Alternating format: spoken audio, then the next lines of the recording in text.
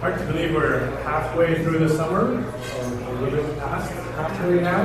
Halfway through the year, too. And the year, yeah. So, how many haven't been to DevTO before?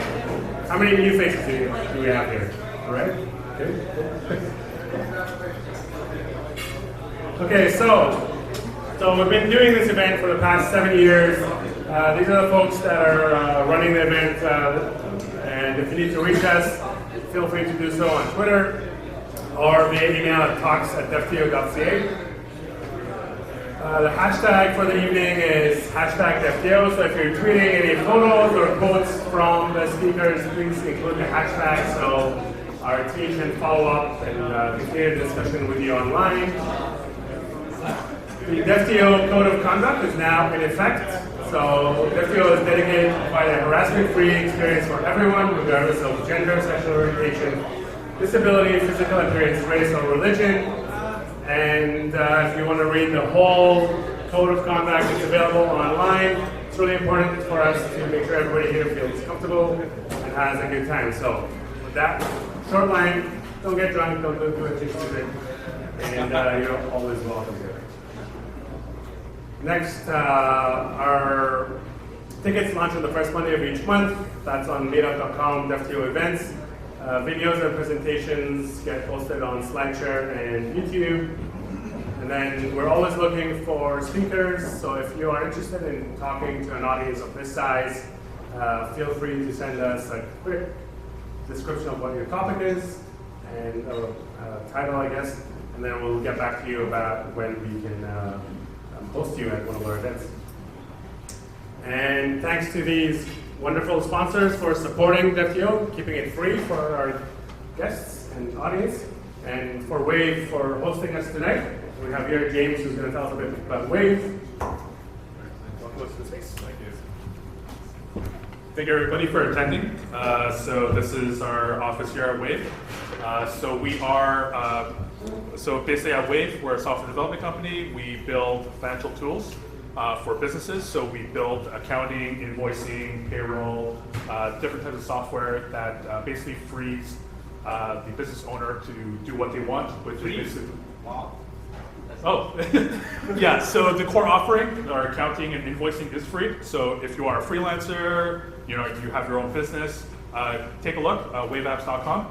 And we're also hiring as well, waveapps.com/careers. We're always looking for great people, great engineers. We're building up our machine learning here at Wave. And yeah, that's really about it. So have a good time, and thanks for coming. Thank you, James.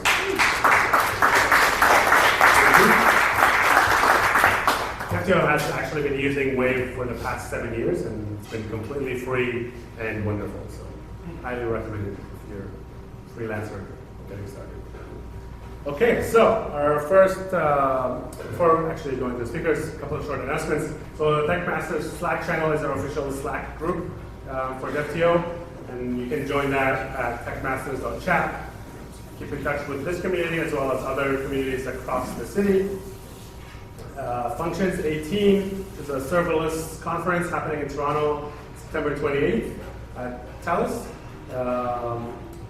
You can learn more about this event at functions.events. And, whoa, this is the wrong slide. I can just plug in my laptop. And we get Steve, who's going to come in and talk about intro to DevOps. Do you tech support? Yes. No worries. Can you hold up for a sec? Plug it in. Blue screen of death.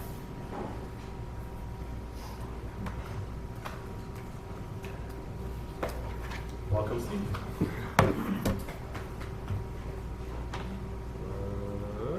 There we go. Power and everything? Just in case. Beautiful. Let's see. Nope.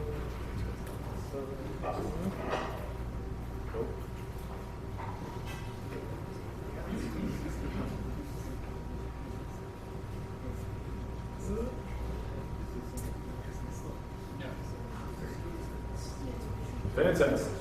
Everyone can hear me, right? Yes. Hi, everybody. So I'm going to be giving a little talk about DevOps, which is kind of my favorite thing to talk about, and how it can be useful to you, whether you have heard of it or not. How many people have heard the term DevOps before reading the meetup title? Okay. How many people feel like they have a really good idea of what it is and what it's about? Cool, okay. So I still have something to talk about. Good, this is good. So myself, I am Steve Pereira. I'm the CTO of Statflo. I've also, back when I used to work for, actually after I worked at Wave, I built something called the DevOps checklist. You can have a look at that if you're interested in a way of sort of measuring what you know and what you have in terms of a mature DevOps practice in your organization or personally, however you want to frame it. And I also run a meetup called DevOps Toronto, and I run the annual DevOps Days conference here every spring. So really, around DevOps, it's a very large term, right? It's kind of nebulous and confusing. A lot of people have different assumptions about what it means. A lot of people think that it just means automation, and they're not wrong that that's part of it, but it's really not the entirety of what DevOps means. And I kind of want to talk about automation as part of a larger holistic title around what is it and how does it really benefit people. So the origins really come from back in the day when developers got really productive because they had things like Agile, they had virtualized environments. It was easy to sort of put code onto servers and get it live into the world. But it was very, very difficult after you build it to keep it running and keep it operationally sound and scale it up and all those things. And that was sort of like thrust onto the ops staff of the company. It's like, I built this thing, make sure it doesn't break. It's all you now, And it was kind of thrown over the wall at the ops team and said, it's now your problem. I'm going to send you more stuff, but like, don't tell me about this. It's already done. It's like out of my hands. So when it would fall over, or it would burn up a database server, or cause all kinds of problems, there was this animosity between these two sides. And so DevOps is kind of the culmination of unifying those two teams and bringing them together by having a common language and a common set of initiatives to bridge the gap and bring them all into the same fold of saying, here's what we're going to do together, and it's a process and a set of practices and ideals that unify those two roles so that everyone is happy and everyone feels like they're not dealing with someone else's mess or restricted by someone else, because the developer side is like, well, the ops people, they don't let us do anything. They don't want us to change anything ever, and how are we supposed to get our work done, right? There's a bunch of back and forth, but really looking at life cycle and how we do things iteratively and saying, releasing code is something that we just have to do all the time. There's no option. You can't say to the business, we're just, we can't do it. So it's too difficult, right? So if you look at the best case scenario where you're just doing this all the time and you're constantly learning and you're constantly releasing software, what does that look like? So automation is a big part of it, but all these pieces sort of come together to build this cycle where you're trying to do it as quickly as possible, because it means you learn fast and you get ahead of your competition. So it kind of starts with this idea of collaboration of dev people, ops people, business people, security people, product people, all coming together and being informed from a very early state. Here's what we're all going to do. Here's all the pieces involved. Developing kind of an understanding and a common language where you can appreciate what the ops people are doing, you can appreciate what the business people are doing, because we have this common tool set and common process, right? And the automation, that's so awesome. That's a robot. but my emoji doesn't work clearly. This is going to be super entertaining. Bear with me. But if we look at, the stupid animated GIF of the automatic toilet paper, really, you can automate whatever you want, but knowing what to automate and knowing that what you're automating is the most valuable thing, that's where DevOps really adds the value. It's making sure that you have dialogue all the way through your process and having everyone working on the same things together so that when it comes to automation, you're not just automating your own little thing and the whole rest of the process suffers. You're really looking at things holistically and saying, okay, as a team, as dev people, as ops people, what can we automate that's the most important thing that's going to get us the most value? So, chat ops, this is spectacular. I'm going to guide you through this. This is super abstract. I do sort of remember, this is people, that's talking and communication, this is the robot again, and this is the cloud, but you sort of get it, obviously. It's like, just thinking abstract. But really, if you're looking at how to effectively automate things, you have to do it collaboratively, right? You have to be not just firing stuff off to other people and saying, I'm doing my job super quickly, why can't you keep up? Or why does this fall apart when it gets to you? So looking at things collaboratively as teams really helps that happen with the best result. So parts of this that are really, really important are testing, deployment, and infrastructure, where if you want to automate all this stuff, you can't have someone plugging in servers anymore, right? Like if we look at scale and we look at where we want to bring things, you can't be adding new hardware. It's where the cloud becomes very valuable. You can't be manually testing things because you have to do it all the time now. So automation really helps you cover these things and make sure that you don't have to worry about them anymore and you can focus on your development or whatever is valuable to you. But really, DevOps can also deal with how do you do logging in a scalable way? How do you monitor everything so that you don't have to be looking at it constantly? And you can just rely on a system to send you a page or a text message in 2018 when something's breaking or something's not doing what you expect. And a lot of these things are improved by automation, but you have to sort of know what's involved in order to really optimize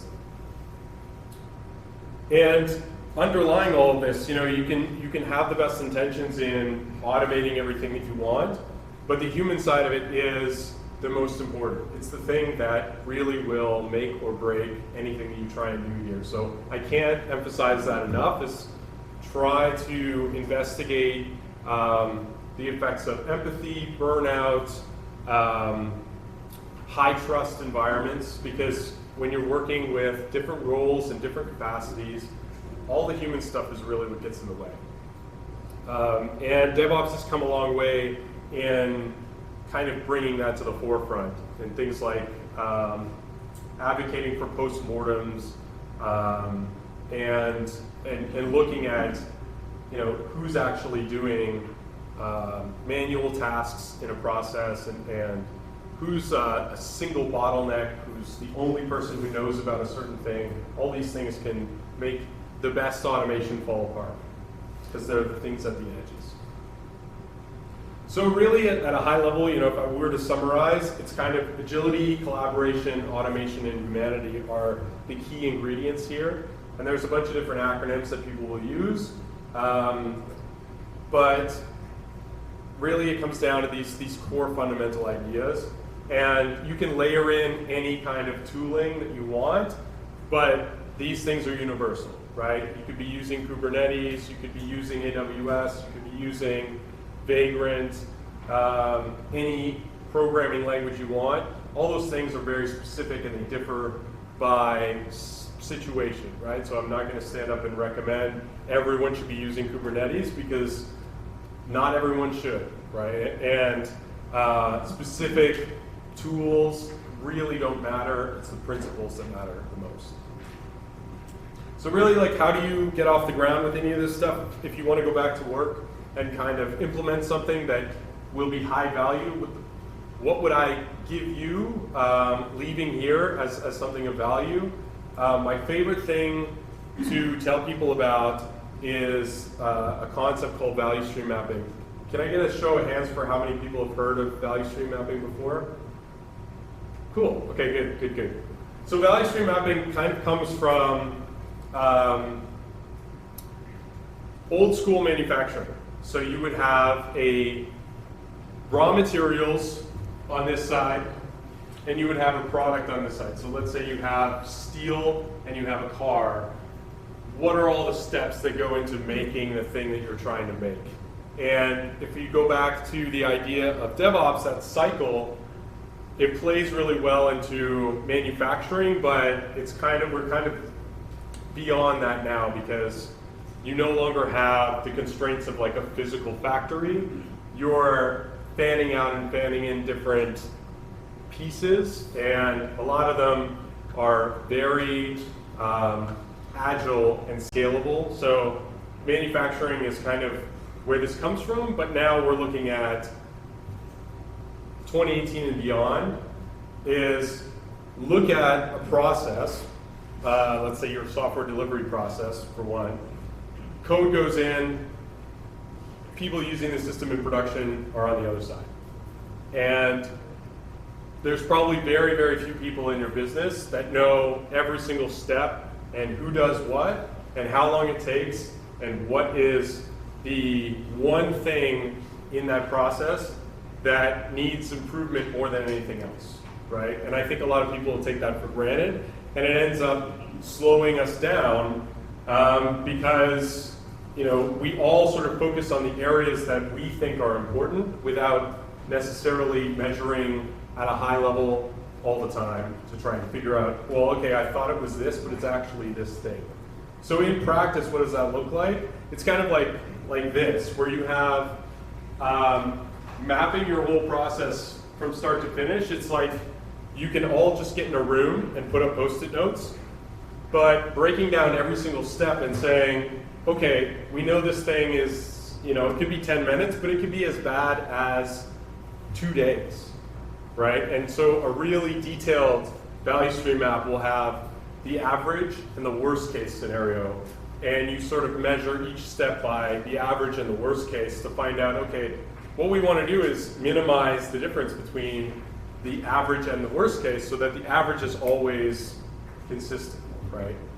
And then these delays are really what kill us, because if you have a week here, anything that you're doing to optimize here or here, like a lot of people spend a lot of time tweaking their deploy process, which is great.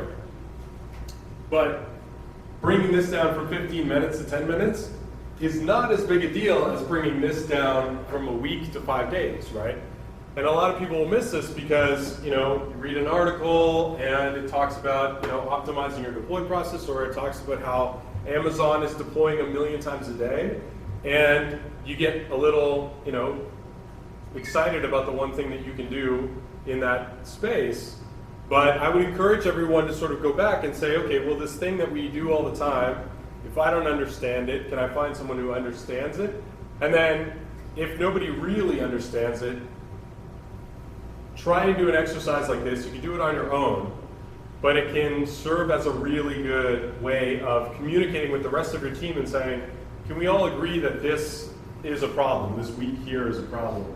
And then everyone sort of gets bought into actually improving something that everyone can agree on. So that's really, I wanted to keep it really quick and leave you guys with one thing. That's my one thing. I'm happy to answer questions if there's time. But this is my email if anyone can see it. I don't know if it's blocked by everything. But I'm also in the Tech Masters chat, and I'm sure we'll share contact information, so I'm happy to take questions now, if we have no time, offline at the event or afterwards. Thanks very much.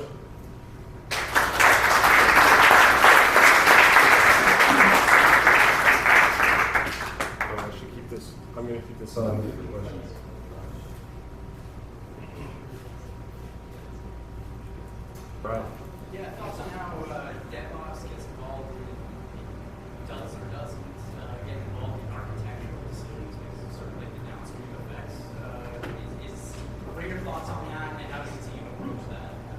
Sure. So the question was around how DevOps affects architecture decisions and let's say optimizing or mitigating downstream effects of decisions made upstream, right? So if we make a decision in development to use a specific technology, this happens all the time, where your devs want to use MongoDB, right? And your ops staff are like, hell no, I'll quit. Really, you know, it's really all about collaboration at that point to have those meetings early on, or you know, ideally you have chat ops where people are sitting in Slack all day, and you know that idea comes up and it's discussed. But really, what I've seen success with is in every company that I go into to advise these days is having a formal RFC process. However lightweight it is, RFC being a request for comment, but just making sure that people think through and describe and communicate what they want to do, and then share it with everyone and say, you know, we want to do this thing, what do you think about it? And having, you know, that opportunity to say, you know, I'm sensitive to the way you might be impacted by this thing that I want to do. What are your concerns or thoughts or ideas? Are you excited about it, or are you terrified? And the RFC process is like just a Google Doc with like 4 headings.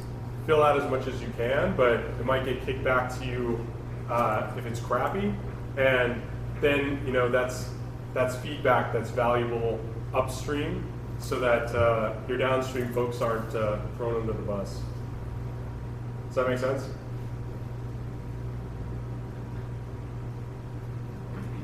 In your opinion, is there a difference between DevOps and like Google's SRE concept? I would say that Google's, so the question was, is there a difference between DevOps and Google's SRE philosophy, site reliability engineering? SRE is like a position within a lot of organizations these days where they've learned that having DevOps as a title doesn't make any sense, and you can define things a lot tighter by saying, you know, site reliability and focusing on scale and deployment and automation and stuff like that is really valuable because you're dealing in specifics.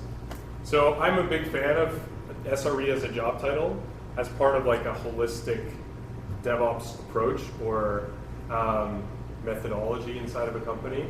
But I think it's super valuable to talk in specifics and target things in specifics, because you don't really get very far by saying we need to DevOps everything. You know, like if you're saying we need to be able to scale into the EU and APAC and not manage all of our servers by hand, that's a specific thing that an SRE can help you implement. But I find a lot of companies will fail trying to do more DevOps things because they don't specify things, and I think a sign of maturity is saying that SRE is a job title that we give responsibility for certain things to, but they should be part of like a larger DevOps, let's say cultural value system in the company. So blockchain prides itself on being decentralized, but when over 10% of transactions on Ethereum go through centralized services such as Pereira, and almost everyone runs their nodes on services such as Amazon Web Services, Google Cloud Reserve, is the future of blockchain running on the corporate cloud? Good question. Yes.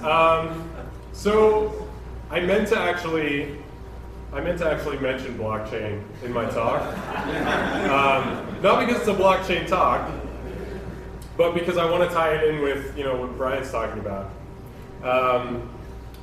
But really, if you look at a value stream, you look at what a lot of people want to assign the blockchain to or use the blockchain for. Blockchains are great for making sure that what you expect out of a process is actually what you're getting, right? Like that your inputs and your outputs are valid.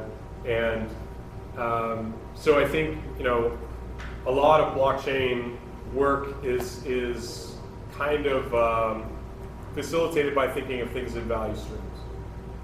Specifically to your point in how people want to manage their infrastructure and resources globally, we're moving to sort of more cloud agnosticism in that, it shouldn't matter whether you're hosted on AWS or Google or your own private cloud. There are things like containers and serverless functions that can help you sort of scale up and out through different environments. There's always going to be people who want to run things themselves in their own data centers.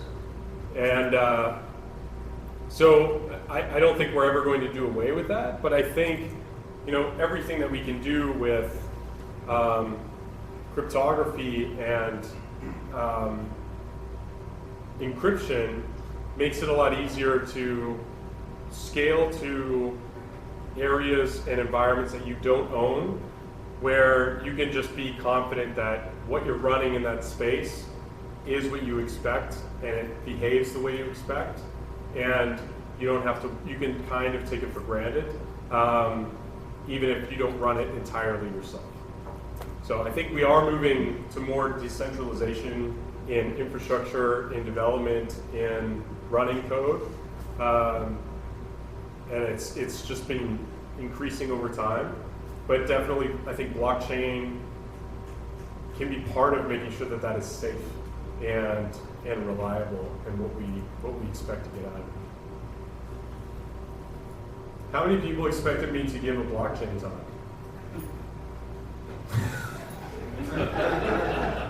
That's coming up. Next time we should just both be up on stage and just talk at the same time. Okay, all good? Thanks everybody.